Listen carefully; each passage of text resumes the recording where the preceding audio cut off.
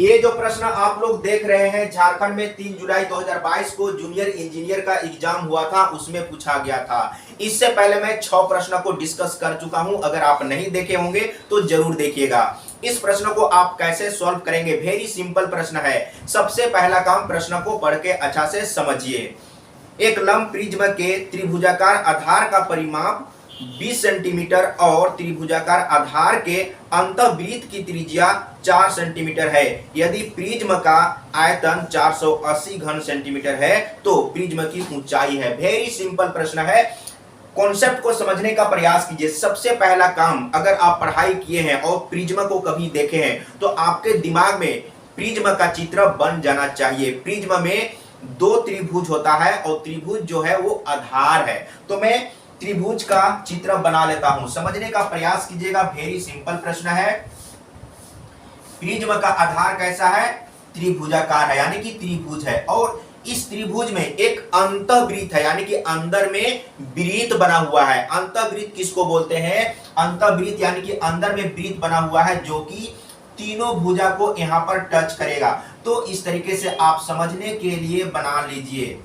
Very simple है। यहां पर सेंटर है। अब यहां पर आपको क्या करना है, इस तरीके से त्रिज्या को यहां पर बनाना है। त्रिज्या यहां पर टच कर गया, ये वृत्त का त्रिज्या है। और यहां पर आपको समझना है ये 90 डिग्री का होगा, 90 डिग्री का होगा, 90 डिग्री का। और ये अगर ये 90 डिग्री का है तो ये क्या हुआ? लंब हुआ, ऊंचाई हुआ, समझिएगा। अब आपको क्या करना है, आप इसको मिला दीजिए। यहां पर इस तरीके से मिला देंगे और इसको इस तरीके से मिला देंगे तो एक त्रिभुज बन गया। कौन सा त्रिभुज बना है उसको फिर से आप देखिए। यहां पर देखिए, एक साइड और यहां पर ये दूसरा साइड और यहां पर ये तीसरा साइड, ये त्रिभुज बन गया। इस त्रिभुज में ये क्या है? वृत्त का त्रिज्या है जो कि त्रिभुज के लिए ऊंचाई है। और जिस त्रिभुज का ऊंचाई और आधार मालूम हो उसका क्षेत्रफल आप निकाल सकते हैं। कैसे? 1/2 आधार गुने ऊंचाई। उसी तरीके से आप इधर भी बनाएंगे, उसी तरीके से इधर भी बनाएंगे। ये कितना है? ये जो त्रिज्या है वो 4 सेंटीमीटर है, याद रखिएगा। अब तीनों भुजा को आप अलग अलग नाम दे दीजिए। इसका नाम ए, इसका नाम बी, इसका नाम सी दे दिए। समझने का प्रयास करिए। अब आपको क्या करना है, ये जो त्रिभुज है ये प्रिज्म का आधार है, इसका क्षेत्रफल सबसे पहले निकालिए। कैसे निकालेंगे? तो यहां पर एक त्रिभुज बना, इसका क्षेत्रफल क्या होगा? 1/2 आधार गुने ऊंचाई। 1/2 आधार कितना है? ए है, तो यहां पर ए रखेंगे। 1/2 आधार गुने ऊंचाई। ऊंचाई कितना है? 4 सेंटीमीटर प्लस। अब आपको क्या करना है, इधर में जैसे आप यहां से इसको मिला देंगे तो ये क्या है? त्रिज्या है। लेकिन अब यहां से इस तरीके से मिला देंगे तो इस त्रिभुज के लिए, यहां पर ध्यान दीजिएगा, इस त्रिभुज के लिए ये जो त्रिज्या है वो क्या है? ऊंचाई है, क्योंकि यहां पर 90 डिग्री होगा। उसी तरीके से यहां पर देखिए ऑटोमेटिक बन गया। आपको यहां पर सिर्फ त्रिज्या को बना देना है और यहां पर भी ये 90 डिग्री होगा। तो ये क्या होगा? ये लंब होगा, यानी कि ऊंचाई होगा। किसके लिए? तो ये त्रिभुज के लिए। बिल्कुल समझ में आ गया होगा। अगर कहीं पर भी थोड़ा डाउट हो तो जरूर बताइएगा। तब इसका क्षेत्रफल निकालेंगे, ये जो त्रिभुज बना है ना उसका।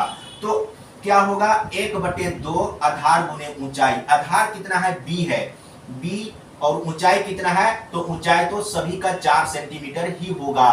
अब आते हैं ये त्रिभुज में यहां पर, तो इसका भी क्षेत्रफल निकालेंगे। तो क्या होगा? 1/2 आधार गुने ऊंचाई। आधार क्या होगा? ये सी है। आधार क्या है? सी है। और ऊंचाई ये है 4 सेंटीमीटर, यानी कि जो वृत्त का त्रिज्या है वही। तो यहां पर 4 सेंटीमीटर रखेंगे। इसके बाद 2 से काटेंगे, 2 दूना 4 और फिर से यहां पर 2 दूना 4, फिर से यहां पर 2 दूना 4 काट दिए। अब यहां पर देखिए, यहां से लेकर यहां तक प्लस में है, फिर प्लस में है, फिर प्लस में है। तो 2 को आप कॉमन ले लीजिए तो यहां पर 2 हो जाएगा। और बच गया क्या? यहां पर ए प्लस यहां पर बी और यहां पर सी। अब यहां पर समझिए, ए प्लस बी प्लस सी का मान दिया हुआ है। कहने का मतलब है कि प्रिज्म का जो आधार है वो क्या है? त्रिभुज है। और त्रिभुज का परिमाप दिया हुआ है। और त्रिभुज का परिमाप क्या होता है? तीनों भुजाओं का योग। तो यहाँ पर तीनों भुजा का योग है ना, ए प्लस बी प्लस सी, तो तीनों भुजाओं का योग दिया हुआ है कितना, यानी कि 20 सेंटीमीटर, और गुना कर देंगे तो हो जाएगा 40 सेंटीमीटर।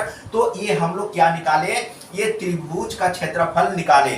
समझाने के चलते मैं टाइम को ले रहा हूं, लेकिन सीख लेंगे तो बहुत ही कम समय में सॉल्व हो जाएगा। तो ये हम लोग क्षेत्रफल निकाले हैं सेंटीमीटर स्क्वायर, ठीक है, ये त्रिभुज का क्षेत्रफल। अब आपको क्या करना है, प्रिज्म का आयतन बराबर फॉर्मूला लिखना है। तो मैं यहां पर लिख लेता हूं, प्रिज्म का आयतन, प्रिज्म का आयतन बराबर क्या होता है, आधार का क्षेत्रफल गुने ऊंचाई। अब मैं यहां पर शॉर्टकट में लिखूंगा क्योंकि यहां पर स्पेस नहीं है। तो आधार का क्षेत्रफल, आधार क्या है, त्रिभुज, तो त्रिभुज का क्षेत्रफल हम लोग निकाल चुके हैं, कितना है, 40 वर्ग सेंटीमीटर। प्रिज्म का आयतन बराबर आधार का क्षेत्रफल गुने ऊंचाई। ऊंचाई मालूम करना है तो उसको हम h मान लेते हैं, तो यहां पर h रख दिए। और प्रिज्म का आयतन दिया हुआ है 480 घन सेंटीमीटर। अब यहां पर समझिए h निकालना है, तो h बराबर क्या हो जाएगा, 480 बटे 40 हो जाएगा। आप इसको काट लीजिए और 4 से काटेंगे तो 4 एकम 4, 4 दूना 8, ये कट चुका है। तो h बराबर आ गया है 12 सेंटीमीटर, यानी कि प्रिज्म का ऊंचाई कितना है, 12 सेंटीमीटर। देख लीजिए डी ऑप्शन सही है। तो वेरी सिंपल प्रश्न था, अगर आप इसको चाहते तो मतलब कि 1 मिनट के अंदर तो बन ही जाता, अगर फास्ट कैलकुलेशन करते तो कम से कम 30 सेकंड, 40 सेकंड, 50 सेकंड, अगर 1 मिनट में भी बन जाता तो काफी है। तो बिल्कुल समझ में आ गया होगा। अगर कहीं पर थोड़ा भी डाउट हो तो जरूर बताइएगा, और इसी तरह का वीडियो आप देखने के लिए चैनल को सब्सक्राइब जरूर करिए।